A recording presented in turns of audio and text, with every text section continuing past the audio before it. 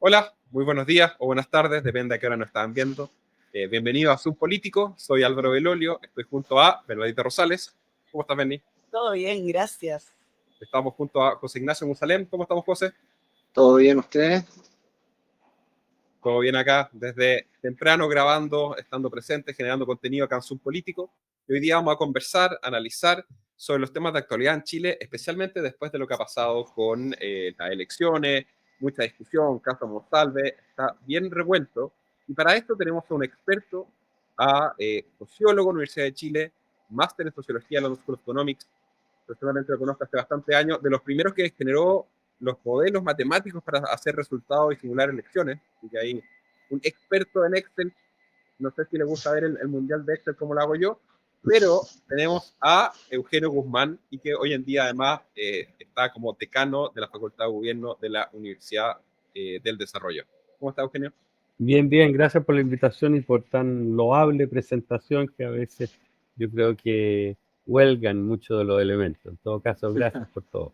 Y gracias. No, o sea, entre Biobío y Eugenio Guzmán, los primeros en los modelos de tener las mesas. Así que nosotros vamos a ir a una pequeña pausa y ya volvemos con la entrevista. Así que esperen y acuérdense de suscribirse a Subpolítico. Ya estamos de vuelta acá con Zoom Político. Como ya hemos dicho, habíamos presentado a Eugenio Guzmán, el decano de la Facultad de Gobierno de la Universidad del Desarrollo, un sociólogo también conocido, columnista y analista político. Y vamos a entrar un poquito a la contingencia. Así que, José, haz la primera pregunta. Primero que todo, me gustaría darle las gracias a don Eugenio por haber aceptado la invitación a Este es un Político. Y me gustaría hacerle dos preguntas. La primera es, ¿cómo cree usted que se posicionan los partidos políticos después de las elecciones a alcalde, la primera vuelta a gobernadora y el caso Monsalve? Y la segunda es si es que usted cree que la situación que estamos viendo en Chile da pie para que distintos outsiders vayan ganando terreno para las primarias presidenciales del año 2025. Mira, José, yo creo que hay dos cosas. Desde hace bastante tiempo los partidos políticos están presentando, y no solamente en Chile, en América Latina y también en muchas partes de Europa, para qué decir en otros lugares, están enfrentando crisis de desconfianza significativa. Y, y la política precisamente se trata de lo contrario, de confianza. De hecho, ¿qué mejor muestra un dato, no muy preciso, porque no recuerdo bien la cifra, pero si tú te fijas, cerca de un 30, perdón, cerca de un 40% de los candidatos que fueron a la elección de alcalde eran independientes. Y si tú le agregas los independientes fuera de los pactos, tú llegas a más de 2/3.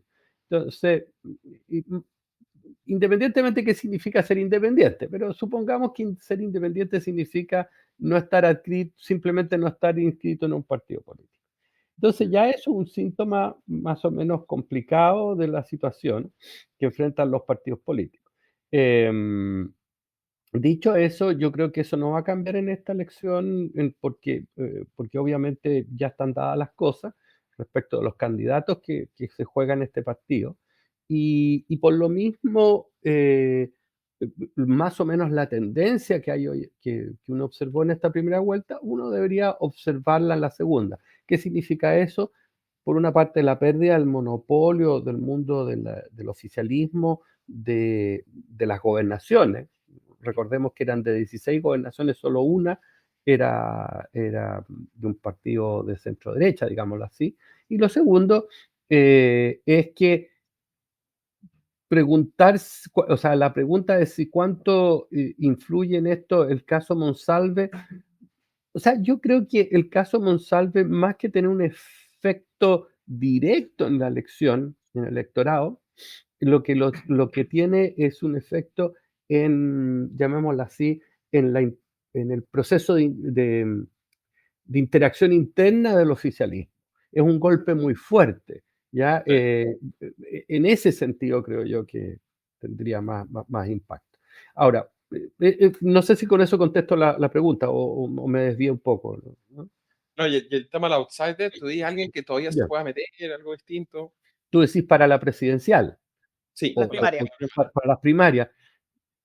Bueno, es que ahí depende. En el caso de la derecha o centro derecha, el punto va a ser, bueno, si bien republicanos no, eh, basado en una ilusión, creo yo, no obtuvo los resultados que quería obtener porque se comparaba con lo que habían sido la elección de consejeros constitucionales cuando se sacó el 30 y tantos por ciento y hoy en día cae ya significativamente. El error era hacer esa comparación, primero, en primer lugar, y por lo tanto la decepción posterior. Y todos los augurios respecto de arrasar con sectores de centro derecha, que no ocurrió. Dicho eso, si es que republicanos, creo yo, sigue teniendo una visión en la cual más que tener vocación de ser gobierno, se plantean como como propósito, como objetivo, simplemente seguir tratando de fortalecer un electorado que no está claro que pueda crecer más. Ya llevamos 2 elecciones. Evidentemente, uno esperaría que no va a haber un diálogo o no va a haber un pacto entre ellos y los sectores el resto de los sectores de centro derecha, con lo cual no habría una primaria, no habría un solo candidato y, bueno, tendríamos una elección a 2 vueltas, a 2 candidatos de centro derecha en la primera vuelta. Eh, de no ser así, bueno, la fórmula tendría que ser alguna primaria o al menos el convencimiento de algún tipo de acuerdo, porque, ojo, en la primera vuelta, hay que recordar, cuál es lo importante de ella, es que es el apoyo que puedan tener los candidatos a los parlamentarios, digámoslo así. En la primera vuelta se juega el resultado parlamentario o de diputados. Entonces es muy importante qué acuerdos lleguen desde ese punto de vista. Y en el caso de la izquierda o del oficialismo, para ser más práctico, no hay muchos candidatos. Eh, y esto es un síntoma, un fenómeno que hemos visto desde los últimos años, cuando uno veía cuánto sacaban la evaluación positiva o negativa, ¿no es cierto?, los posibles candidatos, las figuras más importantes, llegaban a promedios sobre el 60, 70%, hoy en día no llegan ni al 40%. Entonces, en el caso del oficialismo, el problema es, uno, liderazgo y segundo, candidato. ¿Quiénes son los candidatos? ¿Ya? Y entonces, con primaria o sin primaria, no se ve, no se lucen muchas alternativas. No sé si con eso, eh, eh, no sé, pueden no estar Perfecto. de acuerdo, pero Eugenio, tengo una pequeña pregunta. Quizás me equivoco, pero tengo entendido que tanto José Antonio Kast como Evelyn Matei en algún momento dijeron que estaban dispuestos a ir a primaria, ¿o no? mira, es que esto es como cuando se dicen, cuando alguien dice, mira, este candidato le hizo un guiño al otro candidato, no sé, o sea, son expresiones simbólicas, pero todos sabemos que la política cambia bastante de un día para otro. Entonces, eh, a ver, esto va a depender del cálculo que hoy día estén haciendo los partidos políticos de qué es lo que les dice el resultado electoral en concejales, sí, en concejales, bien digo. Y de cuál es tu proyecto. Si tú tienes un proyecto que no te importa ser gobierno, tienes esa vocación de poder, bueno, probablemente no te interesa, ¿no es cierto?, llegar a ningún acuerdo y vas a estar más orientado a decir, no, yo no voy a ir a primaria. ¿Qué sentido tiene ir a primaria? Que probablemente la voy a perder, sino que voy a ir a una primera vuelta para apoyar a mis propios candidatos. De ocurrir eso, es un resultado que no es muy bueno ya Exacto. para el sector de centro derecha. Si, si hay un objetivo de la centro derecha, digámoslo así, de contener muchas de las tendencias que tenemos hoy en día, ya en materia regulatoria, como se le quiera, ese no va a ser un muy escenario, aun cuando el candidato o la candidata de centro derecha gane esa elección, porque no va a tener un Congreso muy afín. Entonces, por otro lado, por eso que te digo, por otro lado, si es que creo yo, en el caso, si es que hay algún tipo de acuerdo en ese sentido con republicano, y republicano entiende que necesita ser gobierno para tener una chance posterior a futuro, en un futuro gobierno, bueno, ahí la situación es completamente distinta y ahí los sectores de derecha, centro derecha, puedan tener un Congreso relativamente fuerte. Perfecto. No sé Eugenio, si... ¿Mm? Dale. Quedándonos en el tema de las primarias y las presidenciales, ¿Mm? estamos en un contexto en que se debate en este momento una reforma política y la izquierda está incómoda con el voto obligatorio, perdón. ¿Cómo podrían estos factores redibujar el mapa electoral de cara a las primarias y a las presidenciales? Bueno, el voto obligatorio, tú sabes que siempre es basado en la idea de que una idea muy antigua, de que el voto voluntario excluye a grandes sectores, ¿no es cierto?, de la población y por lo tanto, al excluirlo, transforma la política en un asunto de ciertas élites, oligarquía. Ha sido muy empujado por la izquierda. La gran sorpresa ya la vivió la izquierda. Pero, pero el gran problema es que si bien puede ser cierto que el voto obligatorio hace que un sector importante de la población expresen, no se manifiesten. El error está en pensar de que esas personas no se manifiestan porque tienen interés en la política. Claramente no tienen interés en la política. ¿Ya? Claramente eso, y es no entender, y ahí hay un problema de diagnóstico, de relato, no entender que todos no vivimos en el día a día la política. Probablemente nosotros cuatro acá, no sé si vibramos tampoco, ¿ah? Pero sí, bueno, nos gusta hablar de política, pero la mayoría de la gente no. Ahora, pero hay otro tema más importante, que es la volatilidad del electorado. Cuando tú Sí. tienes voto obligatorio, obviamente es mucho más volátil, ¿ya? Porque obviamente ese porcentaje de personas que no participan se cambian para allá, se cambian para acá, ¿ya? Y tú no logras percibirlo.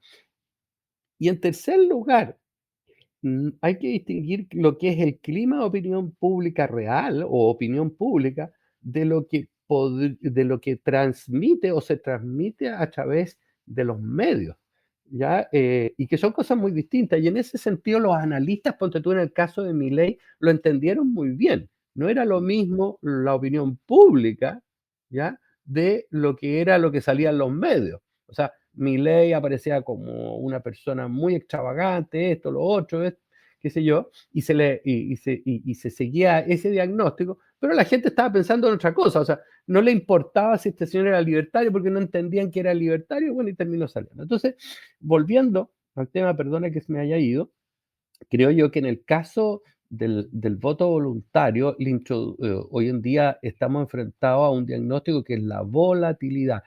Y dado un conflicto tan profundo como el que hoy día enfrenta de un punto de vista el progresismo dentro del gobierno. O sea, el caso Monsalve, el caso Fundaciones, todo aquello que fue una agenda para poder sobreponerse con una estampa moral por sobre el resto del sistema, hoy día se ha desvanecido ya completamente y los pone más que en términos, no solamente en términos de imagen externa, pero en términos internos los hace muy frágiles. Mm. Oye, y siguiendo un poco, y estoy totalmente de acuerdo, o sea, muy interesante como el Oye, relato y la... perdona Álvaro, yo no sé si le contesté a la Bernardita, porque de repente yo me voy para otro lado y... Perfecto. Sí, Todo lo que quería escuchar. de hecho, de acá a acá, yo creo que el más cuadrado de esas cosas soy yo, que soy ingeniero. Yo soy súper estructurado para esas cosas, o sea, a mí me gusta problema 1, 2, 3, cosas. Pero he aprendido, bueno, y también después de una campaña donde me tocó bailar cueca en Saltar con la Apoquindo, prensa. y estar en el barrilete en la media luna y otras cosas, uno también se necesita un poquito de la flexibilidad de la estructura ingenieril. Em, pero tú tocaste un tema súper importante, que en general hay un clima de desconfianza, hay una demanda de transparencia, se le desdibujó un poco el escenario o los pilares fundamentales a la actual coalición de gobierno. Em, ¿Tú crees que va a cambiar un poco el perfil de candidatos presidenciales, con un énfasis en mayor en figura en temas de integridad, quizá más independiente? ¿Cómo ha sido el fenómeno un poco también que ha pasado en Centroamérica? O sea, el apoyo que ha salido a figuras como uno Bukele, que es como una opción más autoritarista, pero también a opciones más libertarias incluso, como puede ser Milei, lo de Trump, que es una mezcla de todo lo anterior quizá. Y bueno, y también acaban de lanzar con Elon Musk, el Doge, que es su oficina No se podía llamar de otra forma. es genial. O sea, que se llama el nombre de un perro que era un meme, llamado una criptomoneda, lo encontró Eso, no, es extraordinario. espectacular. Entonces, en ese tema, ¿tú crees que un poco la propuesta de candidatos que haya el próximo año va a ser igual, un poco distinta? ¿Se adaptará a esta agenda un poquito más global o tú crees que va a ser, sigue los temas más locales, por así decirlo? No, yo creo que del mismo modo que hoy en día, ¿no es cierto?, estamos mucho más controlados, no solamente físicamente porque hay cámaras en todas partes, sino que porque tenemos, se ha instalado una cultura de seguimiento, digamos, llamémoslo así, de todo lo que hacemos a través de las mismas plataformas, que si yo, no sé, esto de Twitter, esto de Facebook, etcétera, en donde todos se arriesgan y no saben a dónde se están arriesgando. Ya se están arriesgando a estar en el patio público, ¿ya? El tema de la transparencia va a seguir, ¿ya? Y no solamente por esto primero que te digo, sino que porque hay o sea, a ver, esto puede ser injusto en cierto sentido. La gente piensa a veces, hay una paradoja, la gente piensa de que los políticos tienen que comportarse de una determinada manera que es más allá que el estándar cotidiano, incluso el estándar que ellos tienen. A pesar de que los políticos no son distintos y no vienen de Marte ni de Plutón, no, salen de la cultura y el estándar ético del cual vivimos cotidianamente, o sea, no son muy distintos. Y en ese sentido, esta petición, por un lado, y que es contradictoria con el origen de los políticos, está ahí y va a seguir. No creo que probablemente, dependiendo de quién sea el candidato, temáticas como esta van a ser utilizadas en las campañas electorales, ¿ya? Pero, ¿ya? Pero uno de los principales temas que se va a plantear en esta próxima elección, creo yo, va a ser uno, a ver, la consecuencia histórica o cierta coherencia, ¿ya? O sea, a ver, usted prometió esto y no lo cumplió, ya que es una forma de decir lo mismo, ¿ya? Y dos, usted dijo que las cosas tenían que hacerse de esta manera y no sé si usted las hizo. Esos van a ser ejes, yo creo que van a estar permanentemente dando vuelta en la próxima elección. Y por lo tanto, desde ese punto de vista, claro, es muy probable que, si bien eso no va a cambiar, porque no tienes mucho stock de candidatos tampoco. Entonces, frente a la pregunta, bueno, aquí van a aparecer nuevas figuras, difícil, ¿ya? Pero sí a esa figura se les va a exigir en esa dirección, creo yo. Perfecto. Otra pregunta, Eugenio. Me quedé pegada con el tema de la volatilidad del electorado chileno. Me interesa saber si es un fenómeno exclusivo chileno, tomando en consideración que nosotros tuvimos los últimos años Bachelet 1, Piñera 1, Bachelet 2, Piñera 2, Boric, posiblemente el próximo presidente podría ser de centro derecha. De nuevo, ¿es exclusivo? No, la verdad es que no. O sea, y eso, volviendo a propósito de lo que ustedes señalaron, creo que bueno, no sé qué señalaban respecto de las elecciones norteamericanas. No, lo que ocurre es que cuando tú tienes, o sea, un grave problema de diagnóstico, y déjame hacerte la, mm,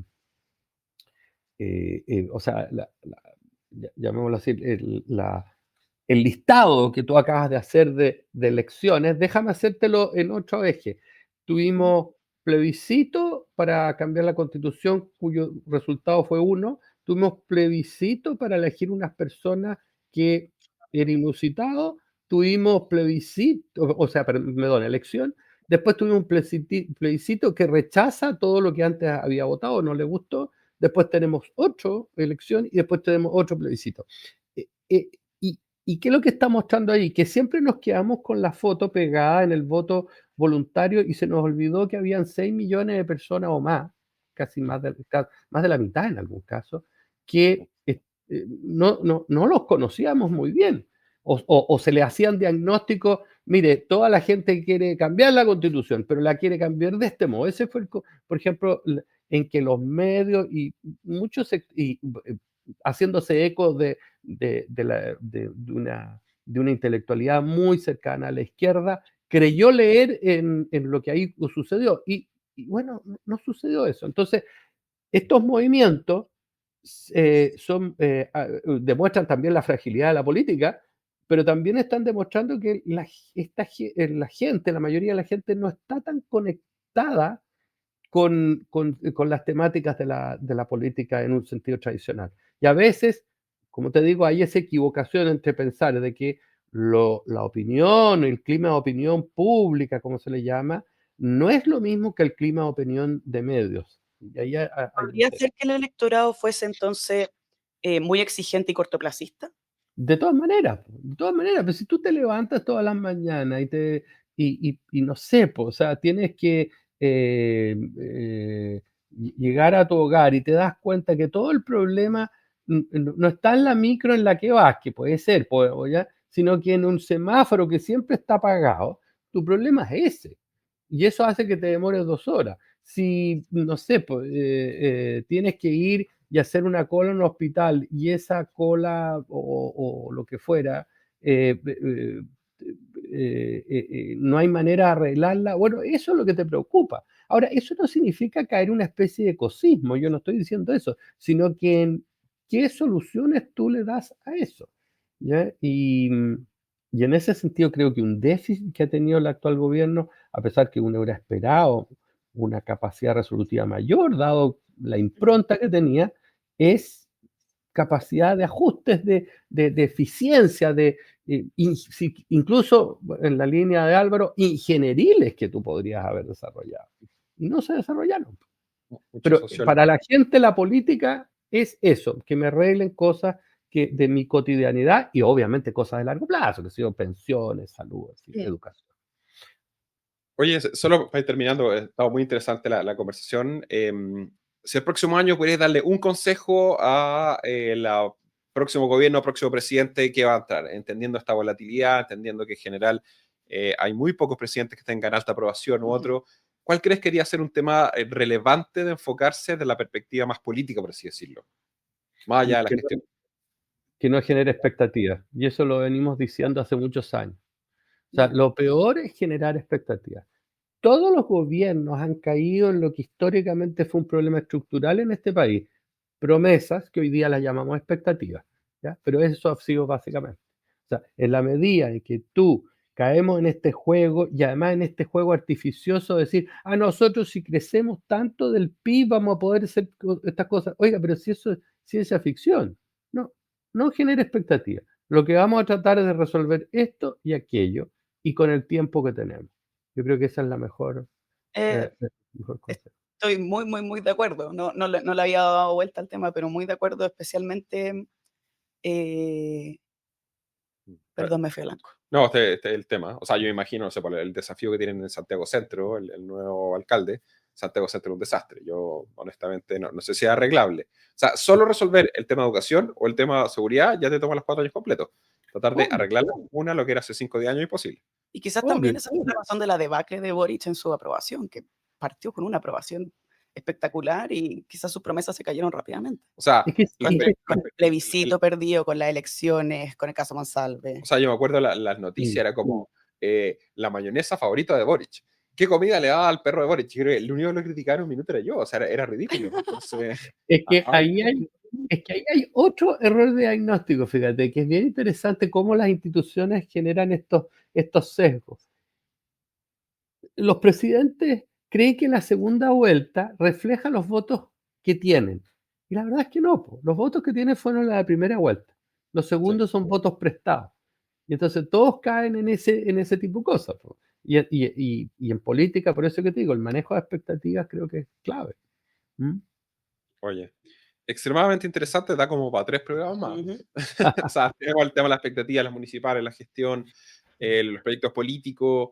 Ahí me gustaría algún día hablar de esta lógica de desmarcar de lo que decía Winter, que lo importante era lo ideológico, no la gestión, pero tampoco irse al otro lado del cosismo. Entonces, que hay hartos temas más políticos, incluso más sociológicos, que son bien interesantes. Así que ahí se sale un poco del lado ingenieril. Oye, Eugenio, muy agradecido de tu tiempo, de tu disposición. Gracias. Así que, bueno, recuerden también, pueden seguir a la escuela, o sea, la Facultad de Gobierno de la Universidad del Desarrollo también en redes sociales con otro para ver las investigaciones, estudios y otros que hacen. Así que muchas gracias por tu tiempo. Nosotros vamos a ir a una pequeña pausa y ya volvemos acá en Zoom Político. Que Gracias, les vaya Eugenio. muy bien. Gracias. Gracias por todo. Cuídense. Un abrazo. Chao. Ya estamos de vuelta acá en Zoom Político con Benny, con José. Acabamos de tener una muy buena entrevista con Eugenio Guzmán.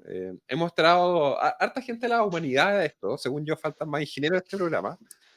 Así que ahí voy a traer un computín así duro para hablar de virus, de ciberseguridad, de software, así, de robots, así, bien intenso. Este es un programa de sociedad y política, así que también se entiende que haya gente especializada en temas de humanidad. Es más raro que haya un ingeniero hablando de estas cosas. Estoy de acuerdo. Que viceversa. Debemos repensar el casting. Claro, ese es el problema. Bueno, sigo siendo el consejero regional con mayor votación de la historia de Chile, pero eso no dice nada. Yo, que soy fiel defensor de hagamos a Chile fome de nuevo, me encanta, por ejemplo, el presidente Frey, que también es un ingeniero, así que... Y el Lago, los dos. Sí, pero Lago no es ingeniero. Abogado. Pero ¿no? tenía un doctorado en economía, o sea, Pues. una máquina en tema económico. No Era se una dedicó máquina.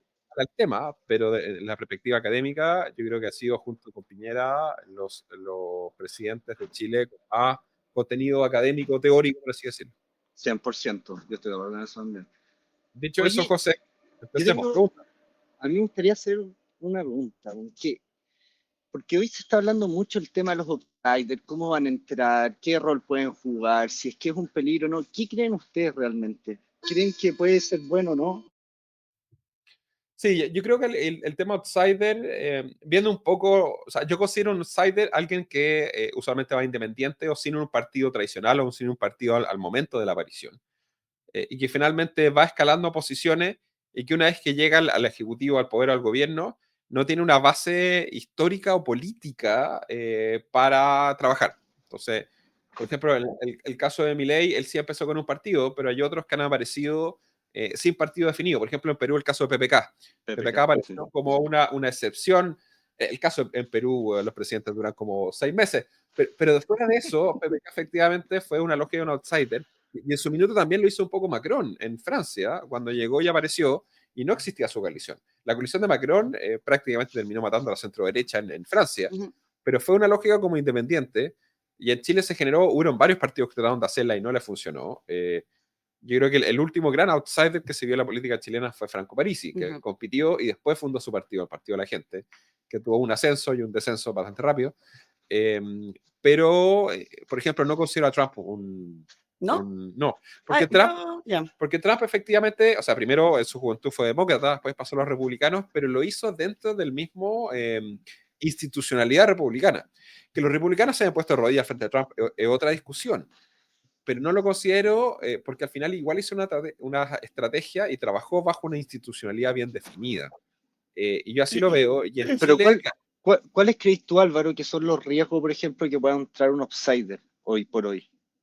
Mira, en general yo creo que hay dos cosas que son muy relevantes. Uno, el outsider con quién va a trabajar. O sea, porque lo decía Eugenio, oye, no sé, 2/3 dicen que son independientes. Claro, pero no puedes decir que Matías Toledo Puente Alto es independiente. El tipo es cercano al Partido Comunista y es muy cercano también a lo que sucedió en octubre y al final y en la coordinadora social Chichigán no, pero sí es verdad. Pues, sí, estoy de acuerdo. ¿Cachai? O sea, él está en su coordinadora social con tipos que efectivamente han estado ligados o han sido arrestados por estar ligados a la ley 20.000 y otras cosas.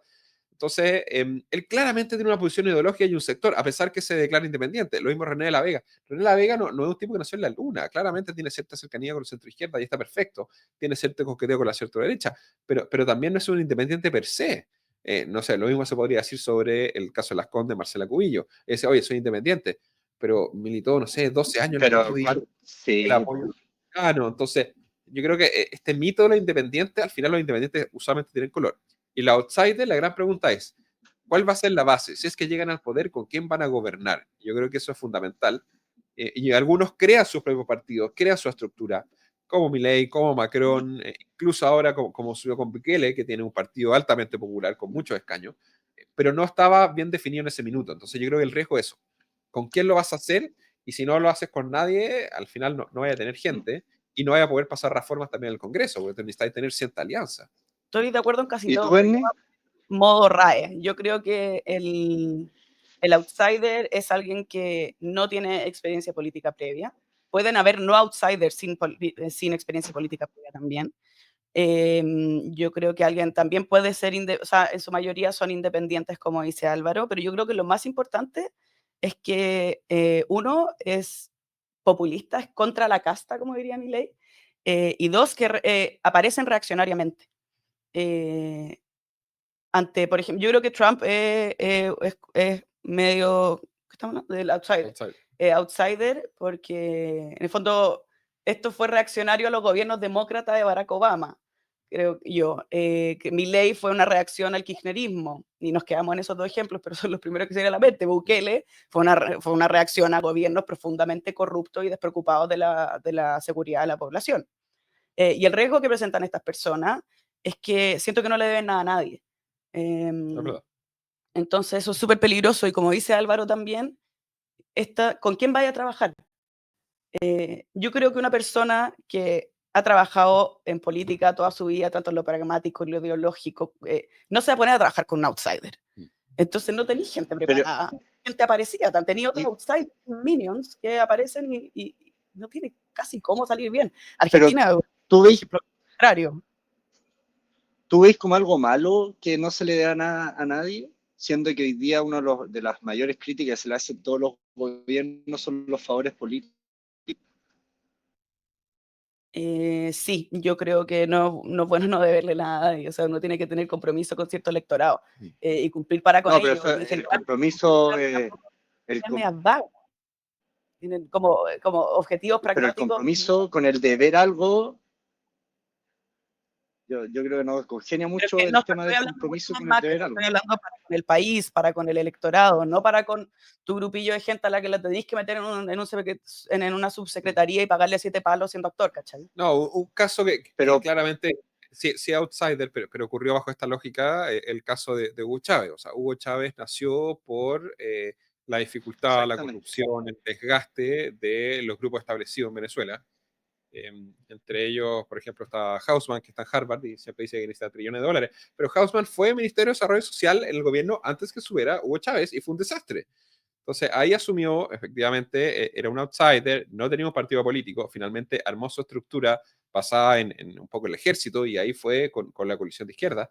Pero el caso de Hugo Chávez, incluso de Maduro, ahora es raro, porque el Partido Comunista venezolano no está con Maduro. Exacto. Sí el Partido Comunista chileno, pero eso es una vergüenza y a nadie le sorprende.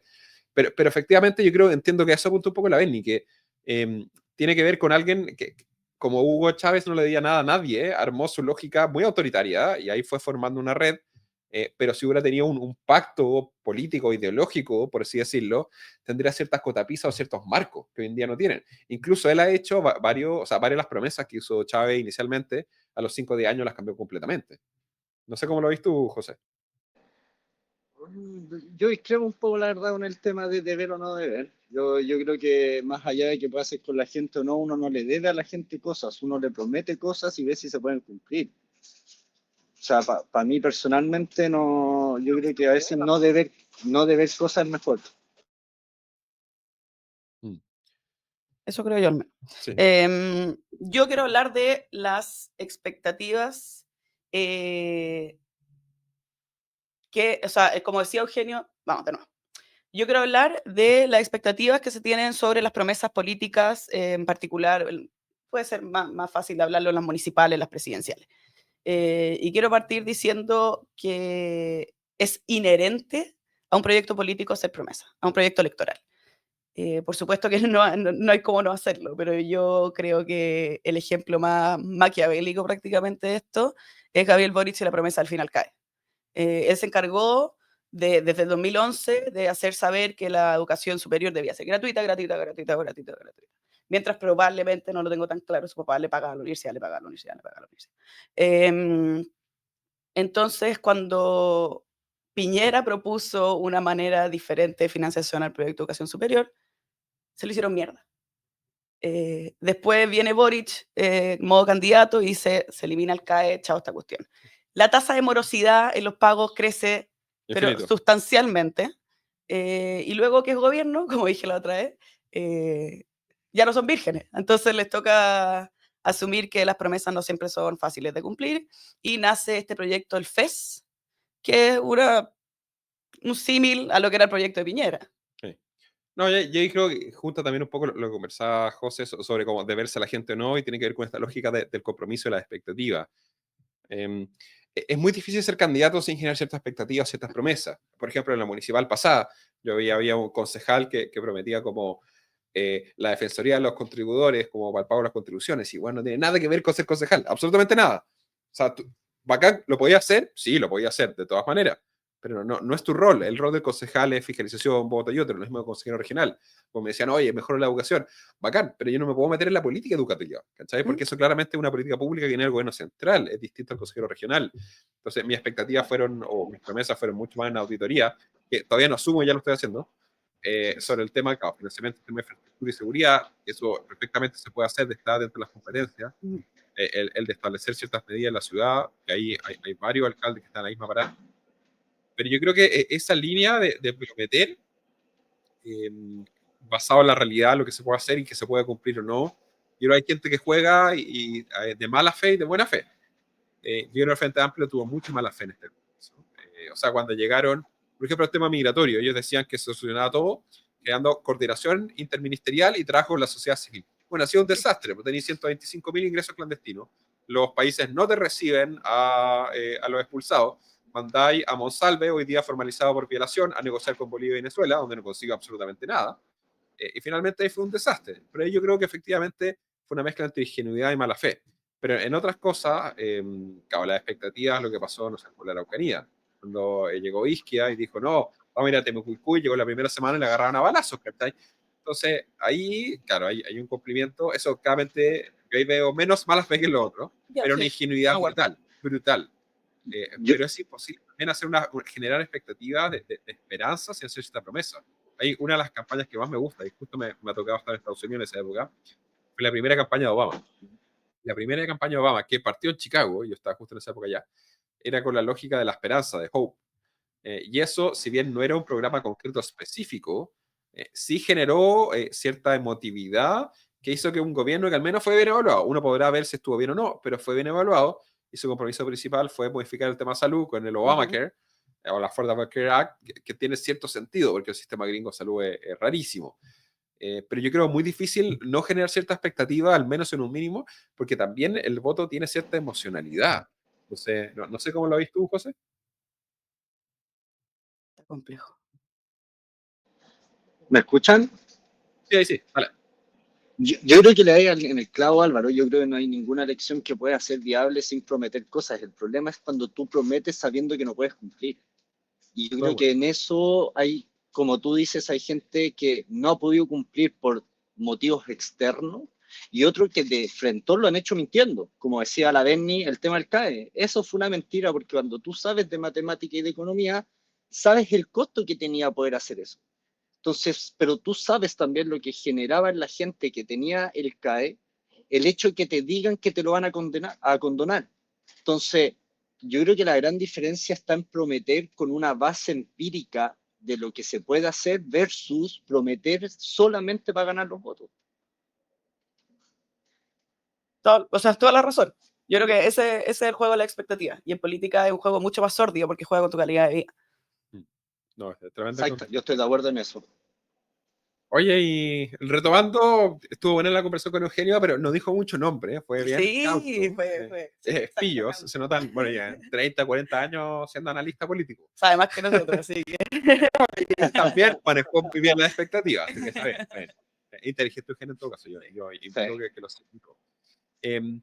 ¿Cómo ven un poco la primaria el otro año? ¿Qué candidatos ven? ¿Cómo creen que van a estar? Hablemos en la práctica de 4 grandes grupos. Está Chile Vamos, republicano, tienes a Socialismo Democrático, Frente Amplio, Partido Comunista, y fuera de estos 3 grupos, outsiders. Yeah. ¿Cómo lo ves tú, Berni? Tírate los nombres. Mira, para serte franca, yo no he hecho como un análisis tan potente del tema, yo me quedo más como lo que se ve en la tele, ¿cachai? Que es como lo que está pasando, lo único que está pasando son las primarias de centro derecha, es lo único que se habla. Es verdad. Yo creo, a pesar de lo que escuché, que estoy segura que lo escuché, que José Antonio Kast, esta es su última oportunidad de ser presidente, los Sí. republicanos no tienen un liderazgo de esa potencia, yo creo que va a ir, de nuevo, no va a ir a primaria. Evelyn está dispuesta a ir a primaria, no tengo tan claro con quién, o sea, no un candidato a la UDI, tendría que ser un candidato de Bópoli, un candidato de RN, candidato al PRI, incluso, no sé. Ahí hay varias cosas. La primera, claro, si Evelyn Matei acepta el primario o no. Y a mí me encantan las primarias, creo que además generan ¿Sí? porque Son sanas. más allá de eso, generan, o sea, mayor capacidad de estar en campaña, mayor capacidad de exponer los temas, tiene un tema de financiamiento, vaya armando y mezclando equipos. En una primaria de Chile Vamos, bueno, hay que tomar varias decisiones. ¿Se suma demócrata y amarillo o no? Pasando en Jimena Va a pasar. Rincón. O sea, uno. Claro, pero en la primaria o en primera vuelta, que es una discusión. Ya. Lo segundo, tenía ¿qué va a pasar con RN? En RN, bueno, la Paulina Núñez siempre ha tenido ganas de estar primaria. No tanto ahora, pero sí va a posicionarse al futuro.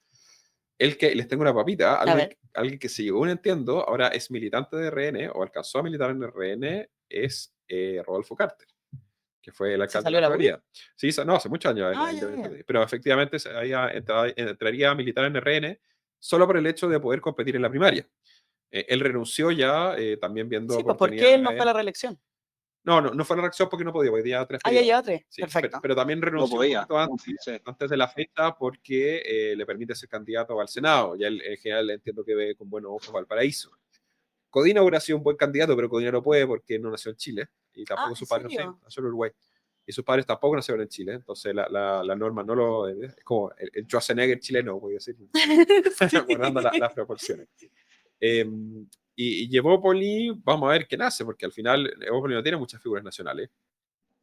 Tendría que ser o Luciano Cruz Coque. Felipe Kast, su concierto, no sé. Felipe está en otra. Está claro. O sea, yo creo que Felipe ni siquiera quiere ir a la reelección como senador.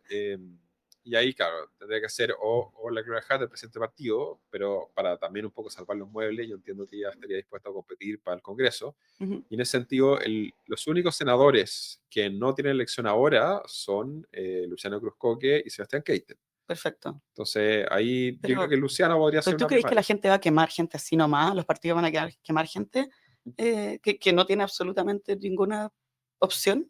Yo veo, es que al final también hay varias cosas. ¿Y por qué muchos van a primarias y otros? Porque a primera vuelta, porque llegar a primera vuelta te ayuda a empujar a tu lista de candidatos al Parlamento. O sea, hay una relación, hay una correlación directa que efectivamente tu propio candidato te ayuda a generar cierto incentivo, cierta movilidad.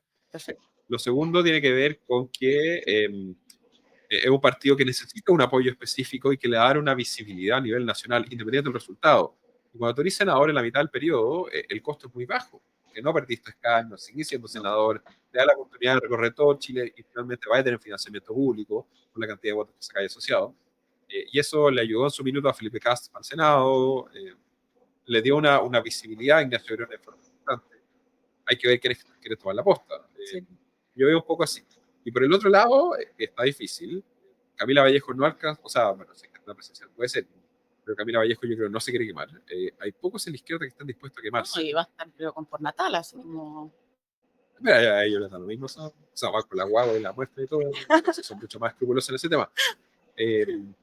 Yo sé que Winter quiere, Winter, él se cree el mejor político de Latinoamérica. No, el Aristóteles de nuestra época. No, pero eso no tiene ninguna posibilidad. Bueno, lo mismo decíamos de Boric, no tiene ninguna posibilidad. No, de todas formas, yo creo que Boric es 1.000.000 de veces mejor candidato que Gonzalo Vinter. O sea, Boric es Churchill comparado a Gonzalo Vinter. Sí. Pero basado en eso, por el otro lado es bien complejo. ¿Tú cómo le dices, José? ¿Qué nombre se tiene dando vuelta ahí? Rapidito, yo para serles súper honesto, yo creo que por primera vez la derecha tiene que alinearse en una candidata que es Evelyn Matei, que es la que mejor está marcando, y que todos los partidos de centro y centro-derecha se pongan en filita, alineados, porque lo que estamos viendo como país es realmente crítico. En la izquierda, como decían ustedes, Camila Vallejo suena un poco, pero yo me cuesta creerlo después de los errores no forzados que han ido cometiendo. Yo creo que lo único que les va quedando son esta generación de World Run, de Winter, Ibáñez, pero no, yo lo veo muy difícil Pero, con el compadre, nos estamos saltando, hablaba Mirosevic.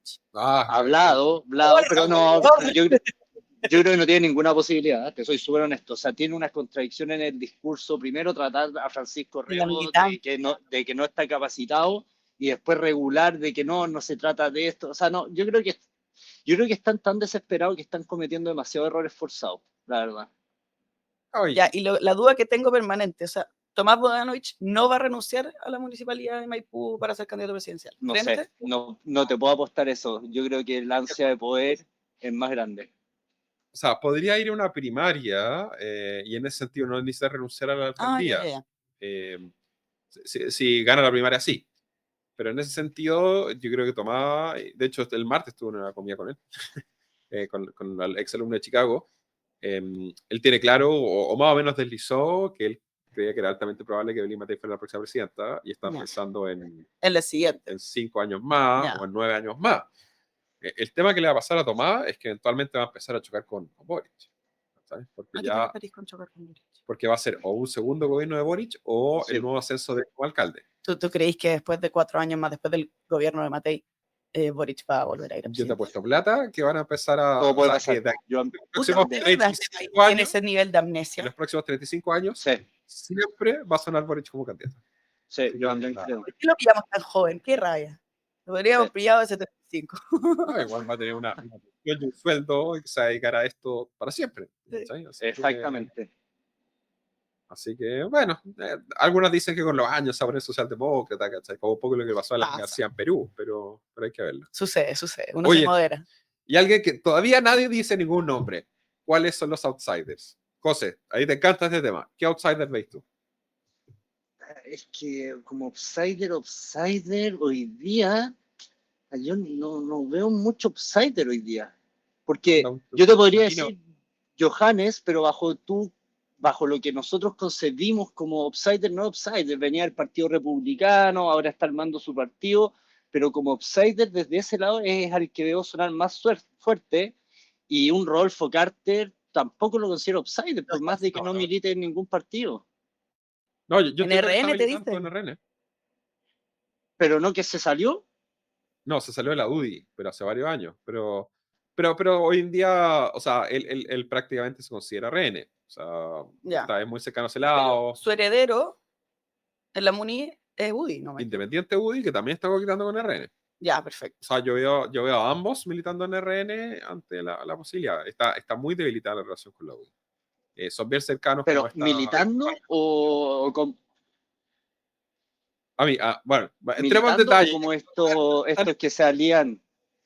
A mí la ex secretaria comunal de la Florida me dijo que Rodolfo Carter firmó una ficha para militar en Renovación Nacional. Vale que nadie escuche esto, compadre. Yo no he visto la ficha. La ficha la ve el partido u otro. Me cuesta creerlo, porque iría demasiado en contra de lo que hice siempre.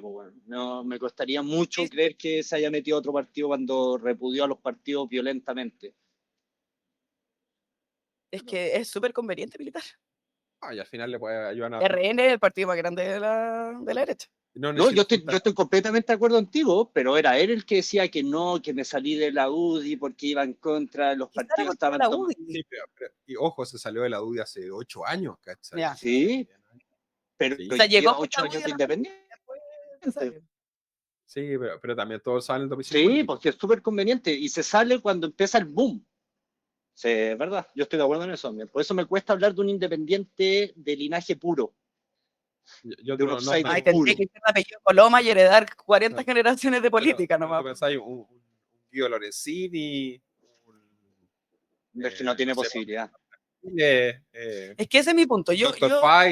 Mis outsiders, creo que en esta ocasión estamos bastante faltos de outsiders. Yo no sé y no creo que París iba a llegar, que tiene todo en contra. La Pamela Giles, que en su momento fue un outsider que le hizo muchísimo daño a Chile con el tema de los retiros. Muchísimo daño.